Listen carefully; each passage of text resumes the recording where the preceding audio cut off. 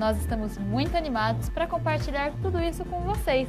E para começar com o pé direito, vamos ter uma matéria exclusiva na exposição Hitchcock, Bastidores do Suspense, uma entrevista com Alexandre Alonso e um quadro de curiosidades com o tema Grandes Teorias da Conspiração.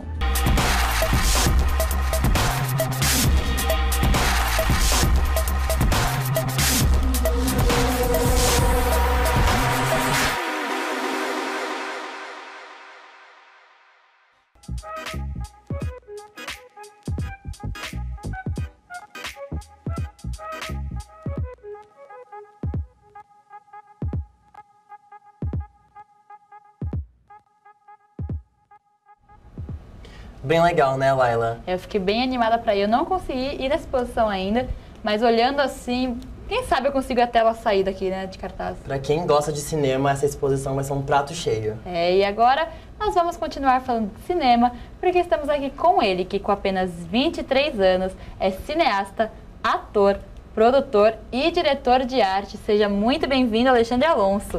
Muito obrigado, Laila. Eu que agradeço. Seja bem-vindo ao nosso primeiro programa, ao seu nosso primeiro convidado. Espero que eu fique na memória de vocês. Tenho certeza que vai ficar. Bem, olha só, o número 13, o primeiro filme dirigido por Alfred Hitchcock, foi feito quando ele tinha a mesma idade que você tem hoje. Como que é pra você, assim, ser tão novo, já ter uma carreira? Quando que você decidiu que queria seguir pro cinema? Olha, primeiro agradecer essa comparação. Assim, muito sinceramente, de chegar num mindset, assim, de falar, eu quero trabalhar com cinema.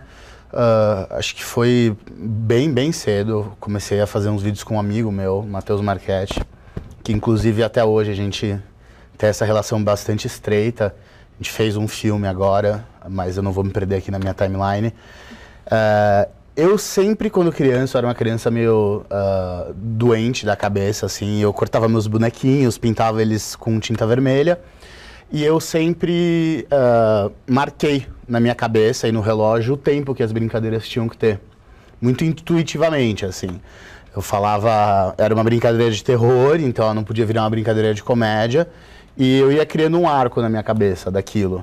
E eu ia matando os personagens conforme ia passando o tempo. E eu sabia que quando chegasse no final, tinha que sobreviver aquele personagem que para mim era o mais importante. Eu cresci grudado com televisão, assistindo televisão que nem doido e consumindo. Acho que eu passei essa chave, que minha irmã ainda nasceu numa era, né, bastante analógica. Acho que nós somos os últimos filhos dessa era analógica aí. A gente pegou essa transição aí do computador, então é muito diferente de, por exemplo, a minha irmã, que tem 12 anos de idade e já edita, já tem um conhecimento de cinema muito grande, de televisão muito grande. E você cresceu e virou cineasta, ator, produtor, diretor de arte. Qual é o seu preferido? Qual é a sua função que você mais gosta de exercer? É difícil. Eu gosto muito de atuar. Dirigir, por mais que eu tenha feito bastante, eu ainda me sinto às vezes um pouco acuado com direção. Eu diria que a produção ainda é um negócio que eu gosto de tocar bastante, assim. Acho que fazer cinema zero orçamento, um cinema de borda, exige muito brincar com várias funções. Acho que veio muito disso, assim, até essa necessidade veio muito antes do que um querer estar em várias funções, veio uma necessidade mesmo, né? Por não ter dinheiro, não ter patrocínio. Acho que é uma realidade que todos nós conhecemos no cinema brasileiro, nas mídias brasileiras. Então eu diria que é produzir, é atuar, mas ultimamente eu tenho brincado bem mais com direção de arte e adoro prostéticos também. Bem, você falou sobre direção de arte. A direção de arte é fundamental, né, em toda a produção audiovisual, seja cinema, seja TV.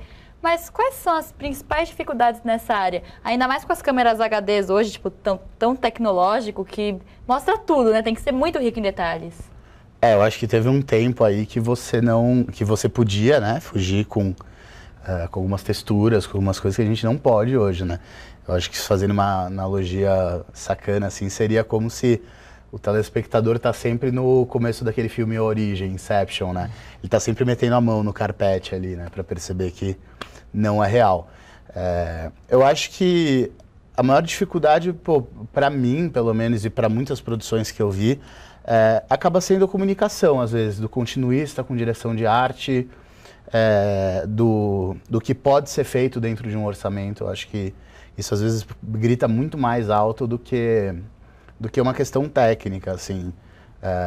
Principalmente nessa da direção de arte, quando você tem uma ideia que você quer muito colocar ali, fisicalizar ela num ambiente, e você tem uma visão do diretor, você tem uma capacidade do que o produtor precisa fazer para que aquilo esteja organizado, e o que o diretor de arte está disposto a abrir mão, ou sofrer para fazer acontecer dentro daquela visão. E o Hitchcock, ele tem um estilo bem definido, né? E você se inspira no Hitchcock? Tem algum filme que chamou muito a sua atenção? Eu não sou um mega aficionado por Hitchcock, mas eu acho que seria impossível não ser fã de Hitchcock, gostando de terror, de suspense. Acho que Vertigo é um filme que eu acho muito legal, Os Pássaros, mas tem um negócio no Psicose que me deixa muito louco, que é esse Norman Bates, que o Perkins faz. É um negócio muito sui generis, assim. Aquele cara ele tem essa presença que é menace, né? Assim, é uma coisa...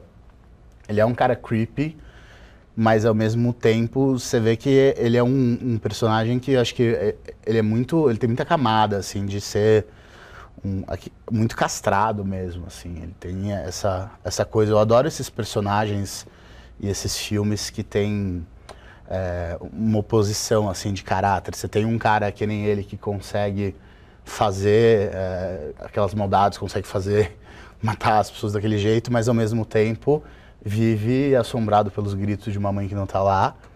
E eu acho que o Hitchcock tem um pouco disso, dessa loucura anunciada, tipo Psicose, às vezes é uma loucura um pouco menos anunciada, uma coisa mais paranoica, tipo Vertigo, ou mesmo no Pássaros, que você vê ali uma criação dos personagens e até um pouco, acho que, do método dele de preparação de atores, que funciona com um terror psicológico, mas muito, muito bem assistido, muito bem encaminhado, assim. Acho que a gente tem exemplos de outros diretores, porque o Hitchcock falava, né, que para ele ator é gado, né, ele só vai conduzindo. Tem muitos diretores que têm essa pegada, com certeza não é a minha. Eu acho que nem é uma questão de falar pulso firme ou não. Óbvio que eu não vou comparar diretores tipo, dar tapa na cara do ator e fazer ele comer comida do chão com o método Hitchcock. Eu acho coisas totalmente diferentes e ideias totalmente diferentes, um com um não ator, né? Fátima Toledo, outro, a gente tá falando de mundos diferentes, mas assim, eu acho que tem um negócio dele que é sutil, mas que não é sutil, não é nada sutil. Infelizmente, nosso tempo está acabando de entrevista. Foi muito bom conversar com você um pouquinho sobre a sua carreira e sobre o Alfred Hitchcock. Muito obrigada, Alexandre Alonso. Muito obrigado por ter vindo. Exatamente, primeira nossa estreia aqui do Panorama. E a gente agora vai para um rápido intervalo e na volta vamos falar delas, as maiores teorias da conspiração do mundo das celebridades. Não sai daí.